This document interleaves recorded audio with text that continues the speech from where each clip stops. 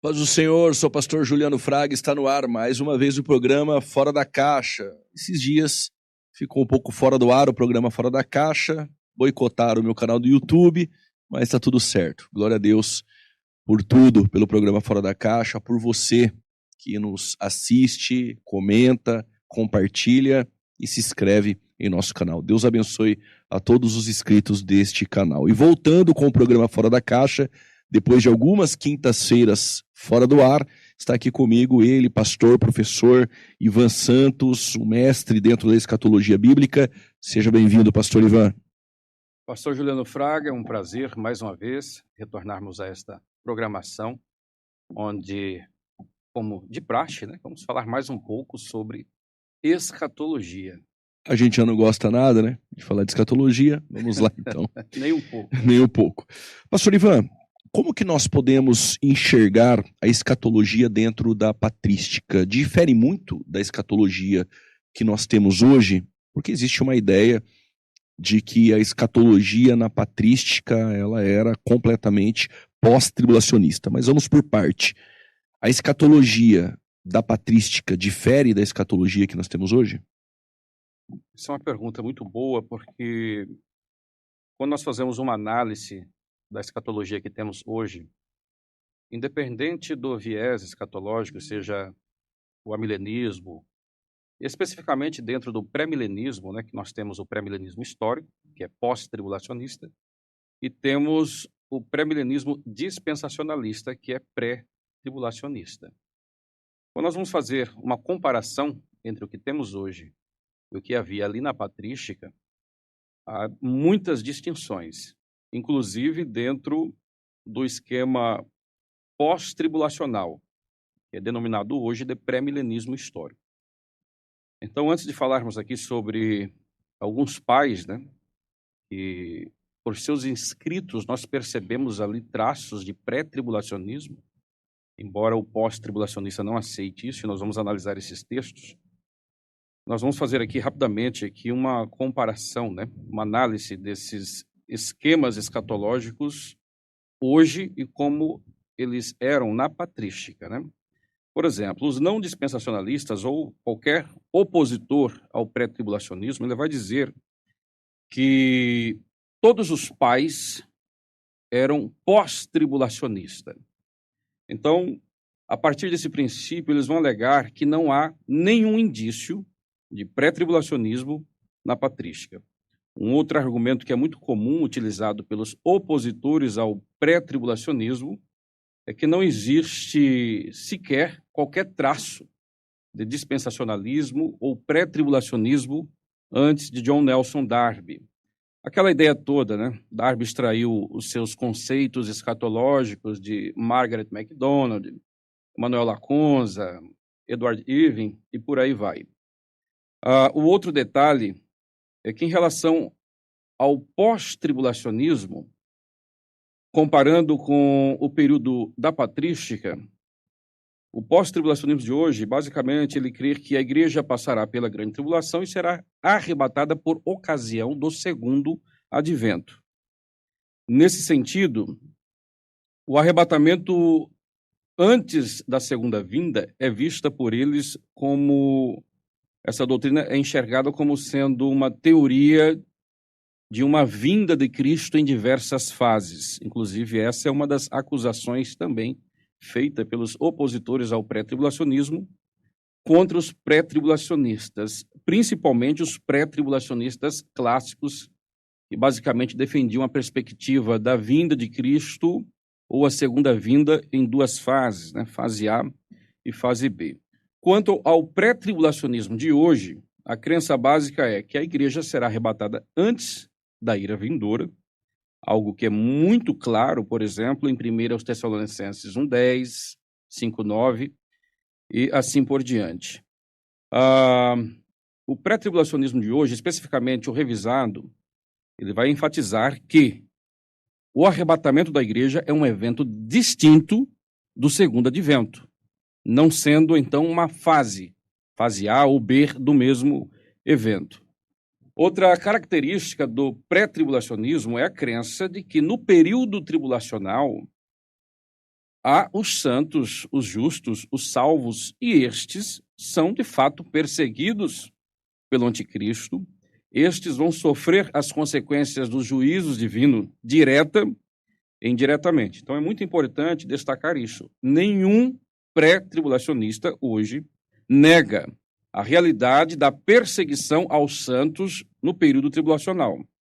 A divergência com os pós-tribulacionistas é quanto aos santos. Quem são estes santos? Né? Que o pós-tribulacionista vai insistir que é a igreja, e o pré-tribulacionista vai afirmar que, ora, ou é o Israel, ou são as nações que se converterão após o arrebatamento da igreja.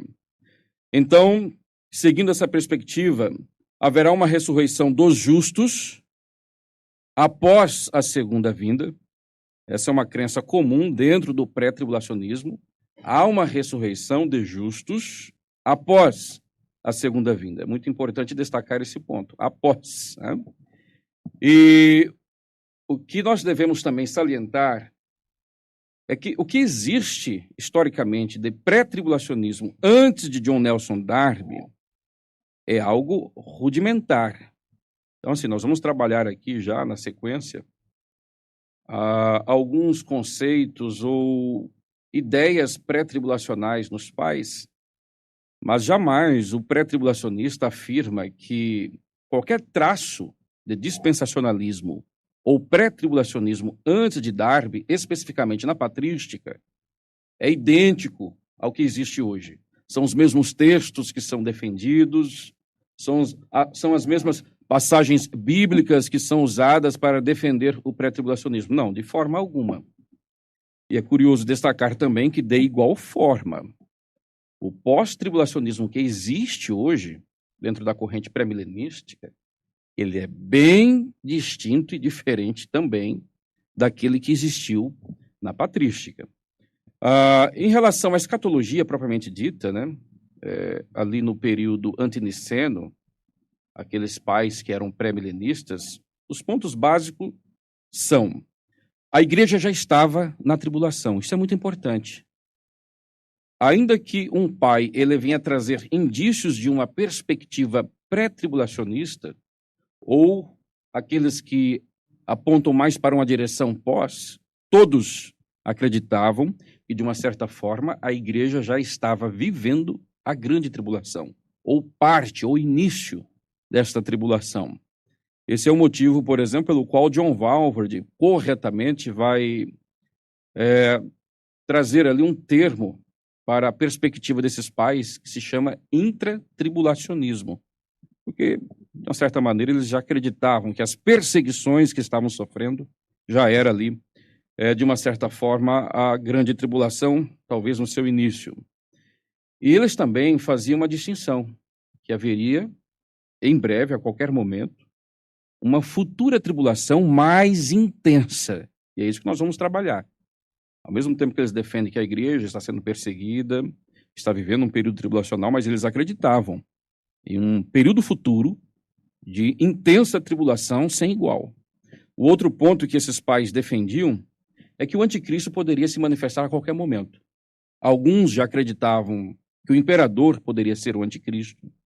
A gematria era praticada, né, naquele período ali onde se fazia o cálculo através da transliteração dos nomes dos imperadores. Nero, né? Exatamente. Então, Nero ou Diocleciano, enfim, qualquer um desses imperadores que instauraram ali grandes perseguições para a igreja poderia ser visto também como o anticristo. Essa é a grande prova de que a igreja acreditava que já estava passando pelo período tribulacional. Outra característica bacana é que eles acreditavam que, de uma certa forma, a igreja poderia ser arrebatada a qualquer momento. Então, defendia uma doutrina da iminência. A iminência já estava, então, dentro da patrística. O que é um dos pilares do pré-tribulacionismo. Nós não vamos tratar isso em detalhe aqui, mas só para deixar claro para os nossos irmãos que nos acompanham, a doutrina da iminência, essa ideia de que Cristo pode arrebatar a igreja a qualquer momento, ela não casa de nenhuma maneira com o pós-tribulacionismo. A única perspectiva escatológica que se harmoniza com a doutrina da iminência é o pré-tribulacionismo, que não aguarda eventos específicos para que aí então Cristo venha retornar para arrebatar a sua igreja. O outro ponto da escatologia na patrística é que o arrebatamento não ocorre no momento sincronizado com a segunda vinda.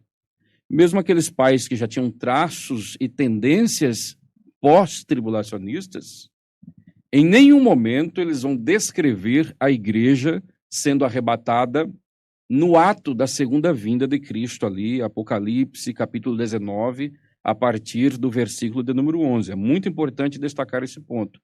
Em relação à hermenêutica, a hermenêutica bíblica utilizada ali era um método histórico-gramatical, a interpretação literal, que conduziram esses teólogos ao pré-milenismo.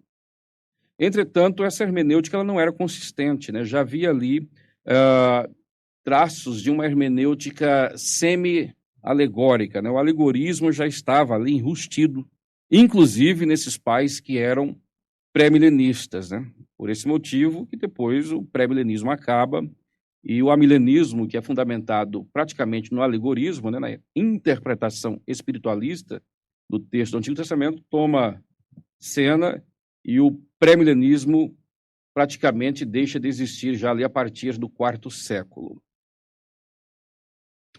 Pastor Ivan, vamos lá. Quando o pastor cita a segunda vinda, nós não podemos usar o termo duas fases. Como isso funciona?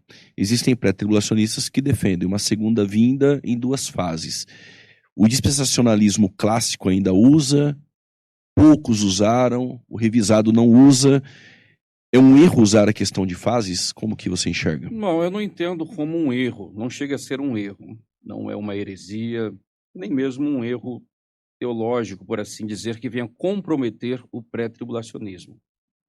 A questão é que alguns dispensacionalistas clássicos se utilizaram dessa expressão, né? A vinda de Cristo em duas fases. Primeira fase para arrebatar a sua igreja, segunda fase visível no fim da grande tribulação. E a partir da revisão que houve ali, né, depois da década de 50, os dispensacionalistas revisados praticamente abandonaram essa expressão arrebatamento em duas fases e fizeram uma distinção clara. O arrebatamento é um evento singular, antes da grande tribulação, e a segunda vinda é o segundo advento de Cristo a esta terra, porque ele já veio uma primeira vez a esta terra. E o segundo advento também diz respeito à vinda de Cristo a esta terra, agora com o intuito de estabelecer o reino milenar. Sendo assim, o arrebatamento da igreja é um evento à parte, distinto. Professor Ivan, Irineu de Lyon, que nasce em Esmirna, o pós-tribulacionismo defende que Irineu era pós-tribulacionista. Confere essa informação. O que nós podemos falar sobre Irineu na sua escatologia ali na patrística?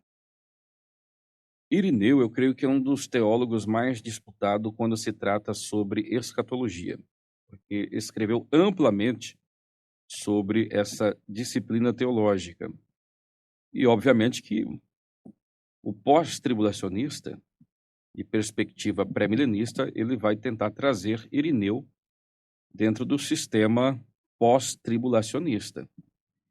O que nós devemos fazer, na verdade, é analisar os textos, comparar algumas passagens em que Irineu fala sobre a grande tribulação, fala sobre a manifestação do anticristo. Irineu vai falar sobre a questão dos justos sendo perseguidos. Então, nós temos que fazer uma interpretação do texto de Irineu, assim como nós fazemos uma interpretação dos textos bíblicos para chegarmos às nossas conclusões. E já deve ficar claro que o mesmo texto bíblico que, por ora, para nós, é totalmente pré-tribulacionista, o pós-tribulacionista faz uma leitura que encaminha o texto para o pós-tribulacionismo. E isso acontece também na leitura dos pais, né? Por exemplo, nós temos aqui, na famosa obra de Irineu, Contra as Heresias, lá no livro 5º, capítulo 35, parágrafo 1º. Olha o que o texto bíblico vai dizer aqui, uma citação direta de Irineu, que comumente é utilizada pelos pós-tribulacionistas como sendo uma referência de que Irineu, de fato, era um pós-tribulacionista. Agora vejamos o texto de Irineu. Eis, pois, diz Isaías, o dia do Senhor terrível, cheio de furor e de ira. Ele vem para tornar deserta a terra e exterminar os pecadores. Ele diz ainda, será eliminada para que não veja a glória do Senhor. E depois que isso tiver acontecido, diz, o Senhor afastará os homens e os que ficarem se multiplicarão sobre a terra. Preste atenção nesse trecho agora. Todas as profecias se referem, sem contestação, à ressurreição dos justos, que se realizará depois do advento do anticristo e da eliminação de todas as nações submetidas à sua autoridade, quando os justos reinarão sobre a terra. Esse é o texto, por exemplo, que o pré-milenista histórico, que é pós-tribulacionista, vai se utilizar para afirmar com veemência que Irineu era um pós-tribulacionista. Por quê? Porque aqui Irineu está dizendo que a ressurreição dos justos ocorrerá depois do advento do anticristo. Então, o pós-tribulacionista chega à conclusão que estes justos é a igreja, que naturalmente perseguida e morta, ressuscita naturalmente depois da manifestação do anticristo. Logo, o anticristo tem que aparecer antes do arrebatamento da igreja. Entretanto, como eu salientei no início, o pré-tribulacionista não nega que há justos e salvos no período tribulacional que sofrerão uma perseguição da parte do anticristo. O pré-tribulacionista não nega que haverá uma ressurreição de justos. Correto. Depois, inclusive, do segundo advento de Cristo. Quem dirá, então, depois da manifestação do anticristo? A questão é, será que Irineu está se referindo aqui à igreja? Vejamos a sequência do texto. Os que o Senhor encontrar na carne, esperando vindo dos céus, depois de ter suportado a tribulação e escapado das mãos do ímpio, são aqueles dos quais fala o profeta. Os deixados sobre a terra se multiplicarão. Olha aí, Irineu agora está descrevendo pessoas que estarão em seus corpos naturais quando Cristo retornar no fim da grande tribulação. Eles, de fato, escaparam da perseguição do anticristo, mas em nenhum momento aqui Irineu se refere à igreja. O que Irineu está descrevendo é o que o Apocalipse deixa claro. Justos, santos, que são perseguidos pelo anticristo. E olha que interessante. Quando Cristo retorna aqui no fim da grande tribulação, estes que foram perseguidos e escaparam da perseguição estão vivos, estão na carne, em seus corpos naturais. E Irineu não diz que eles serão arrebatados. Irineu diz que eles serão deixados para se multiplicarem na terra. Ora, a igreja não iria se multiplicar. Em hipótese alguma, porque uma igreja arrebatada aqui tem o corpo glorificado. Tá?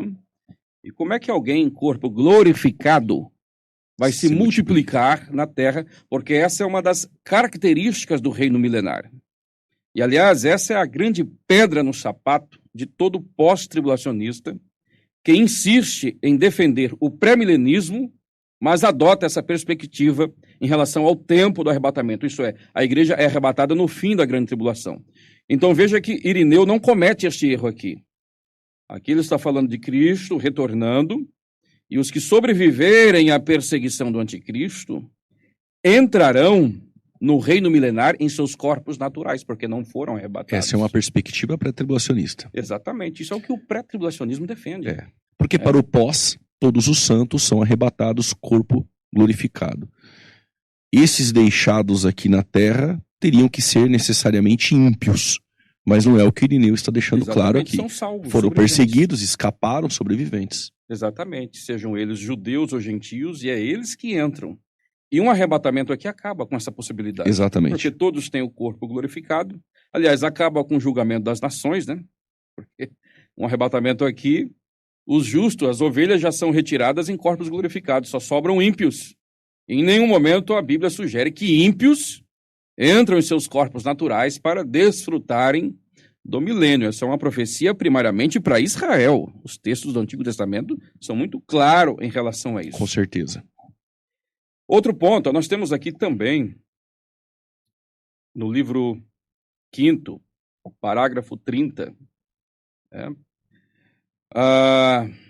ora, depois que o anticristo tiver destruído todas as coisas neste mundo, e reinado 3 anos e 6 meses, e tiver assentado no templo de Jerusalém, o Senhor virá do alto céu, sobre as nuvens, na glória do Pai, e o lançará no lago de fogo com todos os seus seguidores. Para os justos, trará os tempos do reino. Então, mais uma vez, nós vemos aqui Irineu fazendo referência ao anticristo e ao governo do anticristo. Então, Irineu vai pontuar dessa forma. O reinado do anticristo em 3 anos e meio, isto é, 42 meses, 1260 dias, esta é uma referência à última metade da grande tribulação, os últimos 3 anos e meio. E ele vai reinar, né, a partir ali de Jerusalém, ele vai colocar a imagem dele no templo, exigir adoração. Ele descreve o Senhor vindo dos céus, com sua glória, e lançando no lago de fogo os inimigos do povo de Deus. Agora, em relação aos justos, mais uma vez, Irineu não fala de arrebatamento. Olha o que o texto vai dizer. Para os justos, trará os tempos do reino. E na sequência ele diz, isto é, o repouso do 7º dia santificado, e dará a Abraão a herança prometida. O repouso do 7º dia santificado é aquela perspectiva que praticamente todos os pais tinham, de que assim como Deus criou os céus e a terra em 6 dias e descansou o 7º, de igual forma haveriam 6 milênios de labor e sofrimento da raça humana, sendo o 7º milênio o reino milenar, o descanso, onde Jesus governa o mundo a partir de Jerusalém. E o interessante é que, ao invés de haver um arrebatamento aqui para os justos, o que há, na verdade, é a posse do reino. E essa é a perspectiva pré-tribulacional, isto é, Cristo vem no fim da grande tribulação, não para arrebatar a igreja, mas para implantar o reino. Mas para estabelecer o reino. Agora, um último ponto aqui de Irineu, livro 5º, né?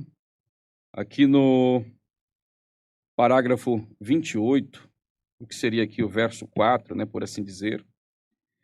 Por isso também é necessária a tribulação para os que se salvam, a fim de que, de certo modo, moídos e amassados pela paciência e assados pelo verbo de Deus, se tornem prontos para a festa das núpcias do rei. Como disse alguém dos nossos condenados às feras, por causa do testemunho que prestou a Deus. Eu sou o trigo de Cristo, moído pelos dentes das feras, para me tornar o pão puro de Deus. Aqui nós temos Irineu fazendo uma citação a uma frase de Inácio de Antioquia, quando do seu martírio, né? Então perceba que aqui ele fala que é necessário uma tribulação, então dá a entender que ele está dizendo que a igreja tem que passar pela grande tribulação. E ele vai usar a expressão, moídos e amassados pela paciência e assados pelo verbo de Deus. Poxa vida, aqui temos a igreja, então, Irineu está dizendo que a igreja vai ser moída durante a grande tribulação, como um trigo. E aí, de repente, ele cita alguém que veio anterior a ele, Inácio. Provando que ele não está se referindo a uma futura grande tribulação. E dos dentes às feras nos leva à ideia de um coliseu. Exatamente, perfeito. Algo passado. Perfeito. E o último texto aqui, né? 5º livro ainda, parágrafo 29.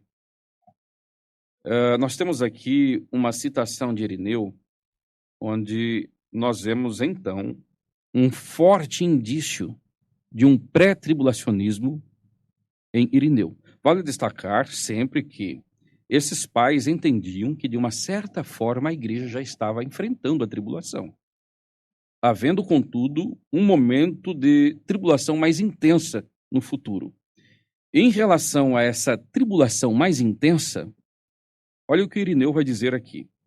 Por isso, quando no fim De repente, a igreja será levada daqui. Haverá, como está escrito, uma tribulação como nunca houve desde o princípio e nunca mais haverá. Será a última prova dos justos, e os vencedores serão coroados com a incorruptibilidade. Eu penso que essa narrativa de Irineu, ela é bem pré-tribulacionista. Se alguém não concordar com isso, pelo menos vai ter que admitir que esse texto aqui descarta qualquer possibilidade de um pós-tribulacionismo, de um arrebatamento depois da grande tribulação. Olha o que Irineu diz. Por isso, quando no fim, isto é, no fim dos tempos, de repente, então nós vemos aqui a ideia de iminência, a igreja será levada daqui. E é muito importante destacarmos também que no texto grego, o termo que Irineu usou aqui para levada é harpazo, que é justamente um dos termos centrais para a defesa de um arrebatamento pré-tribulacional. E aí, depois que a igreja é levada, haverá, como está uma escrito, grande tribulação sem igual. sem E igual. ele usa a expressão de Jesus em Mateus Jesus. 24, 21. Exatamente, perfeito. É a mesma fala de Jesus Cristo quando Jesus começa a descrever a grande A tribulação. grande tribulação. Então, nesse texto, nós percebemos que Irineu tem a concepção de que haverá um momento mais intenso de tribulação. Entretanto, neste tempo final, antes dessa tribulação, a igreja é levada. A igreja é arrebatada. E depois ele conclui dizendo, será a última prova dos justos e os vencedores serão coroados com a incorruptibilidade. Então, a prova dos justos aqui, obviamente, os justos sendo uma referência tanto aos salvos do período tribulacional, aqueles que serão salvos após a igreja ser levada. Olha que interessante, porque o pré-tribulacionista não nega isso, que depois do arrebatamento haverão justos. Sim. E esses serão provados. Então, nós pegamos aqui a ideia de iminência, nós pegamos aqui o arrebatamento, depois do arrebatamento, uma grande tribulação sem igual, e nesse período de tribulação, a última prova dos justos, que nesse momento, uma vez que a igreja já foi levada antes da futura grande tribulação, estes justos, naturalmente, são aqueles santos que Apocalipse, capítulo 12, capítulo 13 e tantos outros textos vão deixar claro. Então, só para a gente fechar aqui em Irineu, o que Irineu acaba, na verdade, defendendo? De forma bem resumida, no fim dos tempos, a igreja repentinamente será arrebatada daqui. Haverá uma grande tribulação sem igual, haverá uma prova final para os justos, o anticristo pode aparecer em breve, haverá uma ressurreição dos justos após a manifestação do anticristo, os que estiverem em carne na ocasião da segunda vinda de Cristo entrarão no reino e procriarão, gerarão filhos e terão uma vida normal. Tudo isso aqui é defendido pelo pré-tribulacionismo de hoje. Com certeza. Professor Ivan, Victorino diz algo que se harmoniza com o pré-tribulacionismo na patrística? Victorino de Petal é um outro pai que trouxe declarações que, ao meu ver, são claramente pré-tribulacionais. E quando nós vamos analisar os escritos de Victorino de Petal, nós devemos, em primeiro lugar, ter ciência que os escritos deste teólogo fazem parte ali daquela coleção que não existe em português, é só em inglês, dos pais antiniceno. Ali no volume 7 dessa versão em inglês, nós temos o comentário de Victorino de Petal de Apocalipse. Entretanto, nessa versão da patrística em inglês, que é o texto que inclusive os pós-tribulacionistas gostam de usar para dizer que Victorino não tinha nada de pré-tribulacionista, na verdade ele era um pós-tribulacionista, essa é uma versão corrigida e adaptada por São Jerônimo. Porque Victorino de Petal, ele tinha uma boa familiaridade com o grego, mas não era tão bom no latim. Então ele escreveu em latim, o escrito ficou um tanto rude. E São Jerônimo, ele foi corrigir esse texto de Victorino de Petal, mas ele fez uma adaptação teológica. Né? A versão original do texto de Victorino e foi publicada pela primeira vez em 1916, ela é bem distinta dessa que a maioria das pessoas tem acesso. Tá? Por exemplo, Victorino de Petal era um pré-milenista. Mas quando você vai ler a versão de São Jerônimo, ele é amilenista. O que vale destacar também é que Jerônimo deixou claro que ele fez a revisão ortográfica do latim e também fez essas adaptações. Ele não escondeu isso. Ele quis transmitir a ideia de que ele melhorou as ideias teológicas de Victorino Petal. Mas o que ele fez, na verdade, foi mudar radicalmente. Uma adaptação. Né? E nessa adaptação ele mudou radicalmente a perspectiva escatológica de Victorino. Tanto em relação ao milênio, fazendo de um pré-milenista um amilenista, e os textos que davam indícios de um pré-tribulacionismo, obviamente se tornam pós-tribulacionista. Vamos aqui pegar aqui uma porção. Por exemplo, nós temos, em relação ao Apocalipse, capítulo 6, versículo 14, o texto de Victorino diz: "E o céu se retirou como um pergaminho enrolado, para que o céu seja rolado, isto é, a igreja seja tirada. E montanhas e ilhas foram removidas dos seus lugares." Aí Victorino vai explicando: montanhas e ilhas removidas dos seus lugares indicam que na última perseguição todos os homens partirão de seus lugares, isto é, os bons serão removidos a fim de evitar a perseguição. A fim de evitar a perseguição. Então, assim, é um texto claramente pré-tribulacionista. Entretanto, quando você vai ler a versão de São Jerônimo, antes do versículo 14, o versículo 12 e 13, São Jerônimo coloca ali uma perspectiva totalmente pós-tribulacionista. Né? Porque uma vez que São Jerônimo já tinha a perspectiva amilenista, obviamente que qualquer ideia pré-tribulacionista não tem jamais como se harmonizar com o há possibilidade, verdade. Esse é o motivo pelo qual ele mudou até a perspectiva em relação ao milênio, né, de Victorino, que era pré-milenista e se torna ali, então, um amilenista. Mas a fim de evitar a perseguição, é uma libertação da ira. Exatamente. Que virá. Então, perceba, assim como Irineu, ele também tem uma ideia de que a igreja, de uma certa forma, está vivendo a tribulação, mas há aqui também traços, claro, de que ele crê que haverá no futuro uma perseguição mais intensa e mais abrangente. E dessa perseguição mais intensa e mais abrangente, os bons serão removidos a fim de evitar a perseguição. Então, assim, esse pré-tribulacionismo é igual ao que nós defendemos hoje? Não, ele não é igual. Mas com o pós-tribulacionismo nada se harmoniza. Não, de forma alguma. De forma alguma. Agora, o pós-tribulacionista pegar um texto desse e dizer que isso aqui é pós-tribulacionismo e mais, pós-tribulacionismo igual ao que é defendido hoje dentro do Não existe possibilidade. Possibilidade alguma. Né? Olha o que nós temos aqui também em relação ao comentário de Victorino em Apocalipse 15, verso 1. "E vi outro grande e maravilhoso sinal, 7 anjos tendo as 7 últimas pragas, porque nelas se completa a indignação de Deus. Pois a ira de Deus sempre atinge o povo obstinado com 7 pragas. Isto é, perfeitamente, como é dito em Levítico. E estas ocorrerão no último tempo, quando a igreja tiver saído do meio." Olha que interessante. Então perceba que ele tem a ideia de que a igreja já está no meio de uma tribulação. Entretanto, antes que chegue esse momento de mais intensa perseguição, a igreja é tirada do meio o qual ela já está inserida e, de uma certa forma, sofrendo perseguições, aflições, que eles caracterizavam já como um formato de tribulação. Né? Pastor Ivan, o que nós temos a dizer sobre Efrém ou Ciro?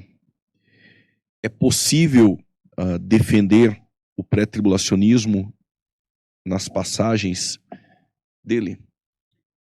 Efrém Ciro, eu creio que é o teólogo que mais claramente trouxe uma perspectiva Pré-tribulacionista. pré-tribulacionista. Isso é indiscutível. Inclusive, os pós-tribulacionistas reconhecem isso, né? Mas aí atacam, né, a pessoa. A pessoa, porque eles, uma vez percebendo que não tem como fugir desta realidade no texto, eles vão atribuir esse texto ao pseudo-Efraim. Só que a ideia de pseudo não quer dizer que o teólogo é falso. Exatamente. Não muda nada, porque, veja bem, eles querem dizer com isso que o texto que apresenta esse pré-tribulacionismo não foi escrito de fato por Efraim. É como nós analisarmos, por exemplo, Hebreus. Que diferença faz se foi escrito por Paulo, por Apolo, ou seja, por quem for? Nós temos um pré-tribulacionismo antes de Darby, muito antes de Darby. Muitos antes. Então, quer dizer, assim como Hebreus não é invalidado por conta de não ter uma autoria definida, de igual forma, esse texto, esse documento importantíssimo, né, não é invalidado, independente de quem seja realmente o autor desse texto. Tem alguns pós-tribulacionistas, por exemplo, que vão dizer: este não foi o verdadeiro Efrém, isso aqui é um... Exatamente onde eu quero chegar. Ele é pseudo, o teólogo é falso porque ele não é o verdadeiro. Mas isso não diz nada. Não muda nada, Não né? muda nada. Uma expressão, às vezes, que é utilizada, isso aqui é um farsante. Agora, é interessante, né, que Efrém, ele foi um grande enólogo, né, um poeta ali A igreja da Igreja bizantina. Bizantina, né, e deixou muitos escritos, inclusive letras, né, cânticos que eram entoados na igreja, e também escreveu muito sobre teologia. E esse texto, independente de ser atribuído realmente a ele ou não, ele é um texto que é datado entre o século IV e século VI, século VII, no máximo. E é possível imaginarmos que ele não estava sozinho. Com certeza, né? Então, o que nós temos aqui no texto? Parágrafo 10, né? Do texto onde Efrém vai tratar sobre essas questões escatológicas. Aqui no parágrafo 10, por exemplo, alguns pós-tribulacionistas vão tentar dizer que ele era pós-tribulacionista, né? Como sempre. Se for pós, ele vale. Se for Aí pós, não é o pseudo. Aí não é pseudo, entendeu? Ok, vamos lá. E quando os 3 anos e meio se tiverem cumprido e tendo o anticristo no qual ele seduzirá o mundo, depois da ressurreição dos 2 profetas, na hora que o mundo não conhece, no dia que o inimigo, o filho da perdição, não o sabem, virá o sinal do Filho do Homem apresentando-se. O Senhor aparecerá com grande poder e muita majestade, com o sinal da salvação indo adiante dele e também com todos os poderes do céu. Então, o pós-tribulacionista, por exemplo, ele pega esse pequeno trecho onde Efrém está descrevendo o segundo advento de Cristo, e ele já quer colocar o arrebatamento aqui. E não tem nada de arrebatamento. Não, em nenhum momento ele está falando sobre arrebatamento. Isso aqui o pré-tribulacionista prega. É o segundo advento de Cristo. Sim. No fim da grande tribulação. Agora, olha esse detalhe aqui.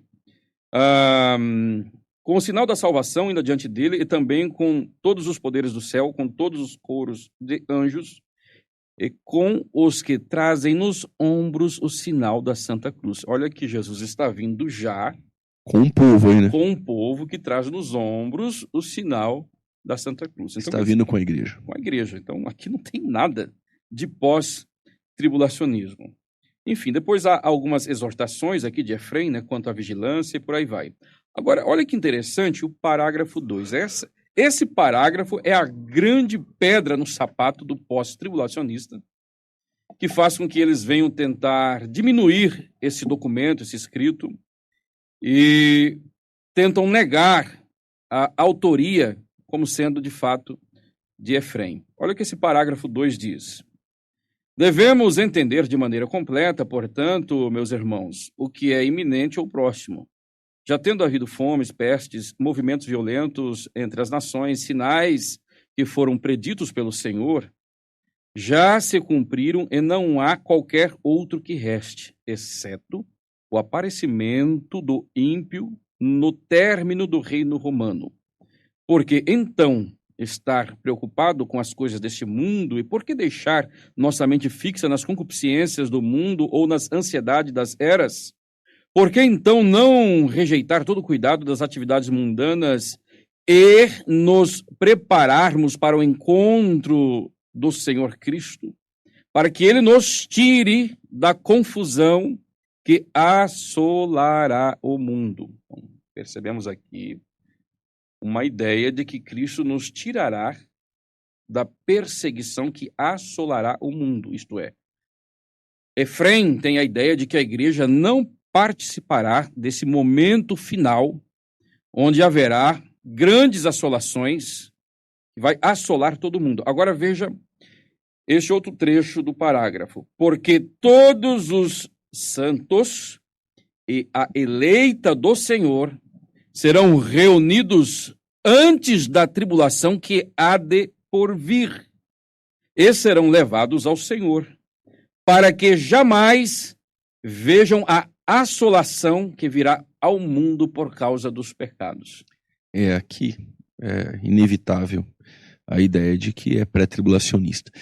E, na verdade, o dia do Senhor, a leitura que ele faz do dia do Senhor é exatamente como o pré-tribulacionismo faz. E a expressão reunião é exatamente 2 Tessalonicenses 2:1, a ideia do arrebatamento. Ele foi muito preciso. Muito preciso. Então, olha só, né? Essa declaração é muito enfática, né? Os santos e a eleita do Senhor serão reunidos antes da tribulação que há de por vir. Poxa vida, não tem uma ideia pré-tribulacionista mais clara do que esta. Então, por mais que ele também, como os demais, acreditasse que a igreja estava inserida em parte da tribulação, acreditava que viria uma tribulação mais intensa no futuro, entretanto, a igreja seria tirada, reunida, a fim de evitar. Então, isso é um pré-tribulacionismo explícito. Entretanto, o que o pós-tribulacionista vai fazer? É justamente por conta disso que ele vai tentar negar a autoria, né, do texto. Alguns vão apelar para uma versão em latim, que surge ali por volta do século IX, mais ou menos, né?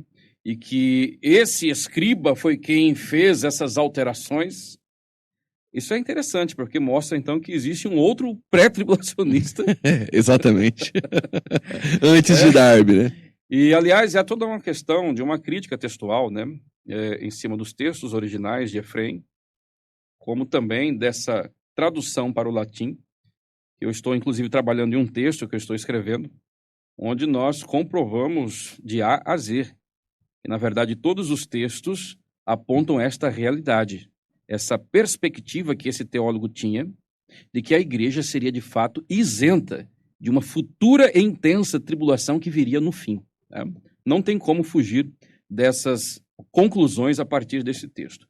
Para fecharmos, então, né, o nosso bate-papo aqui sobre a escatologia da patrística, nós temos aqui uma conclusão, um resumo bem objetivo em relação a essa perspectiva escatológica dos pais. Vale destacar que é óbvio, né? Não citei aqui, mas existem aqueles que tinham um viés mais pós-tribulacionista. Eu não vou fazer essa defesa aqui, que o pós-tribulacionista faça. Entretanto, vocês fiquem muito atentos, porque em nenhum desses textos, desses supostos pais pós-tribulacionistas, nenhum desses textos vai apresentar Jesus voltando, o segundo advento, e arrebatando a igreja no mesmo momento. Não há arrebatamento no final da tribulação, nos textos. Aliás, o que esses textos desses pós-tribulacionistas, por assim dizer, aparentam, é o que hoje, na verdade, é denominado de pré-ira. O pré-ira é aquela perspectiva de que a igreja será arrebatada no fim da grande tribulação, mas não no término dessa. Ali, como o pós defende. Não como o pós defende, porque, como eu já disse, a perspectiva pré-milenista, que fala de uma vinda de Cristo no fim da tribulação e a igreja sendo arrebatada simultaneamente com essa vinda de Cristo, isso não existe. É por isso que existe a perspectiva pré-ira, que é uma tentativa de resolver um monte de problema causado... Que o pós não consegue responder. Que o pós não consegue responder. Então, para concluirmos, podemos afirmar, né, que há uma falta de clareza, na verdade, em alguns textos. Não são textos claros. Esse pré-tribulacionismo não é igual ao pré-tribulacionismo que é defendido hoje. Aliás, aqueles que estão nos assistindo devem saber que o pré-tribulacionismo, conforme é defendido hoje, ele não é igual, idêntico, nem mesmo em relação àquele que foi defendido por Darby. Exatamente. Né? Porque as sistematizações que vieram depois, Scofield, né, especificamente ali no Seminário Teológico de Dallas, dispensacionalismo clássico, revisado, né, ou normativo, tradicional, e o dispensacionalismo progressivo, houve diversas mudanças, novos textos foram utilizados em defesa, alguns foram abandonados. Então essa ideia, não é igual o da patrística. Mas não o pós também o pós de igual forma. está muito distante do pós da patrística. francamente, Na verdade, não tem nada que mostre, por exemplo, dentro do pós-tribulacionismo da patrística, que se assemelha com o pós-tribulacionismo de agora. Nós temos, como o pastor disse, e fica claro nos textos da patrística, um intra-tribulacionismo, como defendeu o Walvoord. Eles já acreditavam que estavam vivendo o período tribulacional. Então o pós hoje é completamente distinto. Por exemplo, você vai ler George Led, Robert Gundry, por exemplo, o Alexander Ries e tantos outros aí, Craig Keener. Nenhum deles crê que a igreja já está passando a tribulação.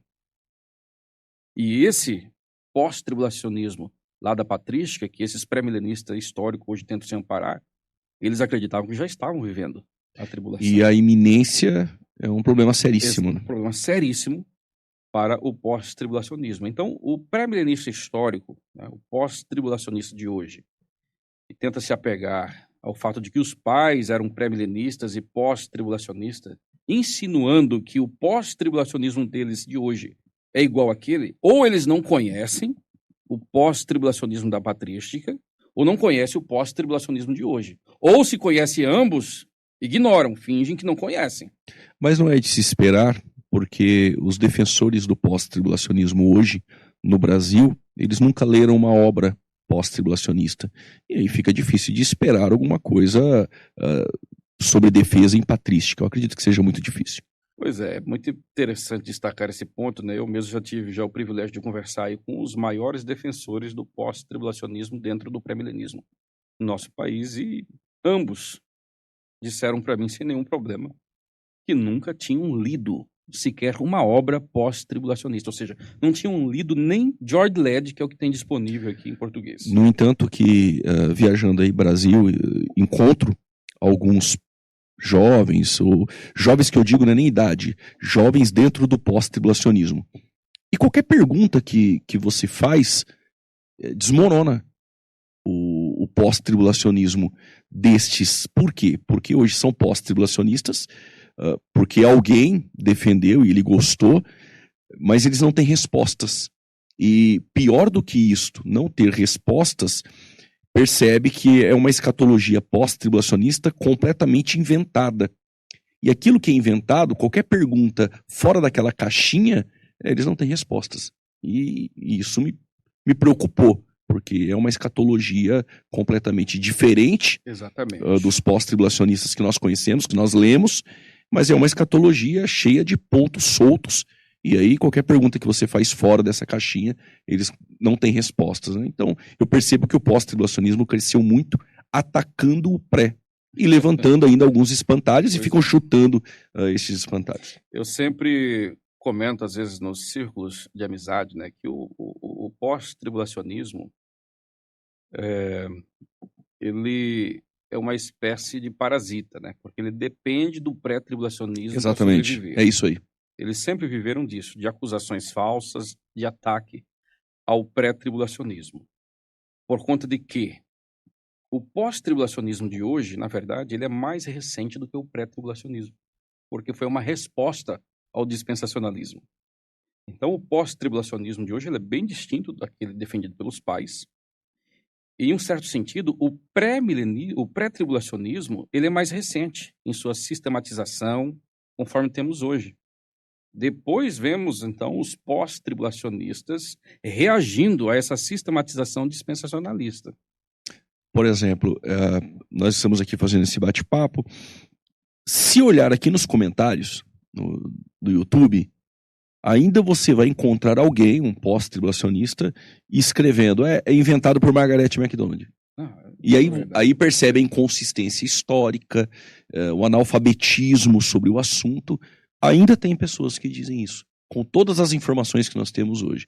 Por quê? Porque simplesmente comem da mão de alguém que fica chutando espantalhos. Mas nunca estudou, ele não sabe a fundo nem aquilo que ele defende. Então pode ter certeza que aqui nos comentários tem alguém dizendo assim, é uma doutrina de Margaret MacDonald. Ainda tem. Exatamente, Emmanuel Lacunza. Exatamente. Antes de 1830, ninguém jamais... É isso aí. É isso que nós ouvimos. Isso por conta do quê, né? São pessoas que apenas assistem vídeos no YouTube, né? São aquilo que é denominado às vezes dos papagaios de internet. Eles apenas reprisam aquilo que eles pesquisam no Google. Não são pessoas que leem, né? Infelizmente. Não estou querendo dizer com isso que todos os pré-tribulacionistas pesquisam e leem. Tem pessoas no nosso meio também, infelizmente, que não fazem pesquisas sérias, não leem. Mas entre esses pós-tribulacionistas é muito comum, né? Quando vem esse tipo de acusação, né? Alguns são até um pouco mais chatos, né? Já vem chamando de hereges, defendendo essa heresia que surgiu. Exatamente. Nunca leu uma obra pós-tribulacionista e muito menos pré-tribulacionista. E que os pós-tribulacionistas não entendem o pré-tribulacionismo como heresia, ainda que haja discordâncias no assunto. Exatamente. Eu não considero o pós como uma heresia. Considero como um erro teológico. E aí nós vemos o nível de alguns. Pastor Ivan, pontuando aí a conclusão, nós podemos chegar a uma conclusão de que, vamos lá, em hipótese alguma é defendido um arrebatamento no fim da tribulação dentro da patrística. Exatamente. No fim da tribulação, em harmonia com o segundo advento, jamais. Segundo ponto, o Senhor pode voltar a qualquer momento. Iminência. Há quem diga que se Agostinho não tivesse formalizado e trazido este amilenismo, com certeza nós já teríamos um pré-tribulacionismo desenvolvido. O que atrapalhou mesmo o desenvolvimento do pré-tribulacionismo foi que o pré-milenismo sucumbiu, né, por meio do alegorismo que tomou conta ali da hermenêutica na patrística. Terceiro ponto, embora a igreja esteja passando por uma tribulação, haverá uma futura tribulação, a qual nós percebemos que a noiva estará isenta. Exatamente, isso é o que nós vimos aqui nesses três pais que foram mencionados aqui nessa discussão. Todos eles acreditavam que estavam vivendo, sim, uma tribulação por conta das perseguições, né? O tempo em que eles viveram, não tinham como negar essa realidade. Eu até digo, às vezes, que se talvez eu vivesse naquele período, eu também teria a mesma perspectiva em relação à escatologia, à vinda do Senhor, por conta do contexto de perseguição. Vivendo à margem do Império Romano e suas perseguições, levaria muitos a entender que já estavam vivendo a tribulação. Até como Agostinho percebe que a tribulação era tão ferrenha que depois, quando ela encerra, estamos vivendo um milênio. Exatamente. Então nós vemos que o amilenismo, na verdade, ele não é fruto da exegese. Ele é fruto de uma análise circunstancial do contexto político, social e eclesiástico que Agostinho, São Jerônimo, aquele pessoal todo viveu. Poxa, agora é paz, a igreja é a religião oficial do império, agora nós temos os grandes templos, agora acabou a perseguição, é a prosperidade, esse é o milênio. Este é o milênio. E aí espiritualizou todo o Antigo Testamento que profetiza sobre um milênio literal. E o desdobramento deste milênio era 1000 anos, mas depois de 1000 anos perceberam que esse é um ponto não concluiu, e aí alegoriza o número agora, é isso, né? Agostinho, né, que podemos dizer que é o pai do amilenismo, espiritualizou as profecias em relação ao milênio literal, mas em relação ao tempo do milênio ele interpretou literalmente. Literal. E aí, como passou 1000 anos, agora vamos então alegorizar o número. Exatamente. E no desdobramento vai sair o pós-milenismo. É isso aí. Pastor Ivan, prazer tê-lo aqui. Um assunto tão importante que é a escatologia na patrística. Não me lembro de ter entrevistado alguém que tocou nesse assunto ou ter ouvido algo parecido. Foi muito bom. Com certeza quem ganhou foi aqueles que ouviram e estão ligados aí assistindo o programa Fora da Caixa. Ficamos por aqui. Deus abençoe. Você que está no ar conosco aí no programa Fora da Caixa, até a próxima quinta-feira.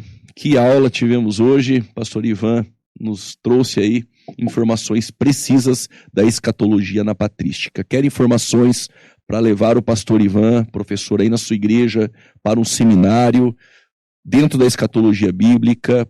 Aqui na descrição do vídeo você tem o número, o contato, para chamar o pastor Ivan para ir à sua igreja e também informações sobre as suas redes sociais, seja no Instagram, seja no canal do YouTube. Não esqueça, confere aqui e você tem informações sobre o professor Ivan. Deus abençoe e até a próxima.